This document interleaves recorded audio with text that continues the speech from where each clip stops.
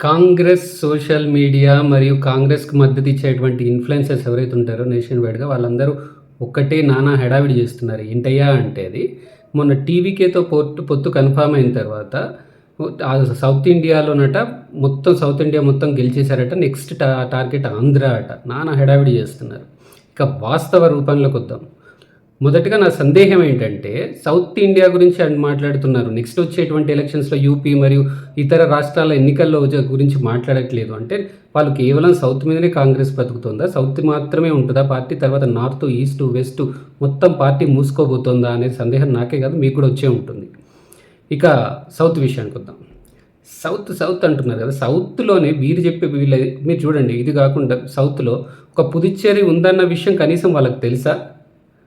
ఎక్కడో కూర్చొని వీళ్ళు ట్వీట్లు, పోస్టులు చేస్తారు కదా! పుదుచ్చేరి ఒకటుంది. పుదుచ్చేరిలో కాంగ్రెస్ కాదు ప్రభుత్వం ఉంది. ఎన్డీఏ ప్రభుత్వం గెలిచింది. ఎన్డీఏ ప్రభుత్వం ఉంది అనే సంగతి వాళ్ళకి తెలుసా అన్న విషయం నాకు డౌటే. ఇక కేరళ విషయానికొద్దాం. కేరళలో బాగా గెలిచాం అని చెప్పేసి తెగ చెప్పుకుంటున్నారు కదా! వాళ్ళకి మొదటగా వాళ్ళకి సీఎం క్యాండిడేట్‌ని అదే సీఎంని సెలెక్ట్ చేయడానికి ఇన్ని రోజులు ఎందుకు పట్టింది? అంటే వీళ్ళు అక్కడ తోక పార్టీనా, ఐయూఎంఎల్ తోక పార్టీనా అర్థం కాదు. వీళ్ళు ఒక వర్గం ద్వారా ఓట్ల ద్వారా గెలిచారనే సంగతి అందరికీ తెలిసిందే. వీళ్ళు ఏ పని చేయాలన్నా ఐయూఎంఎల్ పర్మిషన్ కావాల్సిందే. చివరికి సీఎంని కూడా ఐయూఎంఎల్ చెప్పిన వాళ్ళనే సెలెక్ట్ చేశారు అన్నట్టుగా ప్రచారం ఉంది. అందరికీ తెలిసినటువంటి విషయమే.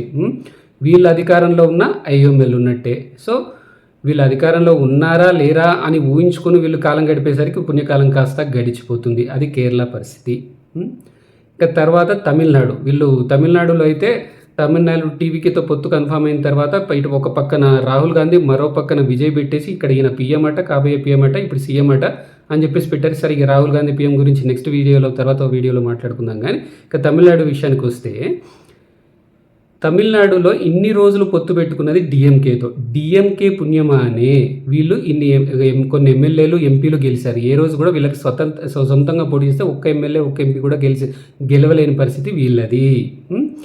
ఇన్ని రోజులు డిఎంకేని వాడుకొని డిఎంకే వల్ల వీళ్ళు లాభపడ్డారు, కానీ డిఎంకేకి వీళ్ళు ఎప్పుడు యూజ్ అయినట్టుగా కనపడలేదు. డిఎంకే ద్వారా వీళ్ళు లాభపడి ఇప్పుడు అవసరం తీరగానే వాళ్ళ అధికారం కోల్పోగానే వెంటనే టీవీకే తోటి కలిసిపోయారు.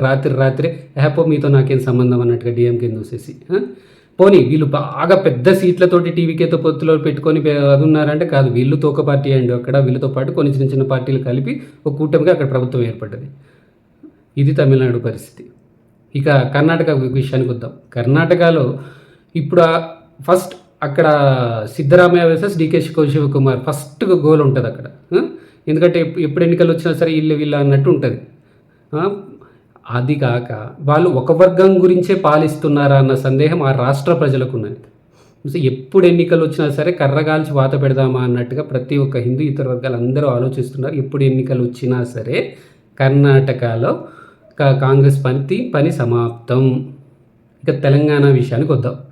తెలంగాణలో కాంగ్రెస్ గెలిచిన తర్వాత ప్రజలు కొన్ని రోజులకి అర్థమైందంటే మిమ్మల్ని ఎందుకు గెలిపించారా బాబు ఈ కాంగ్రెస్ సర్కార్ని అని చెప్పి ప్రజలు తలలు పట్టుకుంటున్నారు. ఏ ఒక్కరు హ్యాపీగా లేరు. వ్యవసాయదారులు అంటే రైతులు హ్యాపీగా లేరు, ఉద్యోగస్తులు హ్యాపీగా లేరు, విద్యార్థులు హ్యాపీగా లేరు, మహిళలు హ్యాపీగా లేరు, వ్యాపారవేత్తలు హ్యాపీగా లేరు, కాంట్రాక్టర్లు అయితే కమిషన్ లేక చస్తున్నారు, బిల్లులు రాక చస్తున్నారు. సో వాళ్ళు హ్యాపీగా లేరు. రియల్ ఎస్టేట్ అయితే అసలే లేదు. సో ఎవ్వరూ హ్యాపీగా లేని ప్రభుత్వం ఇది.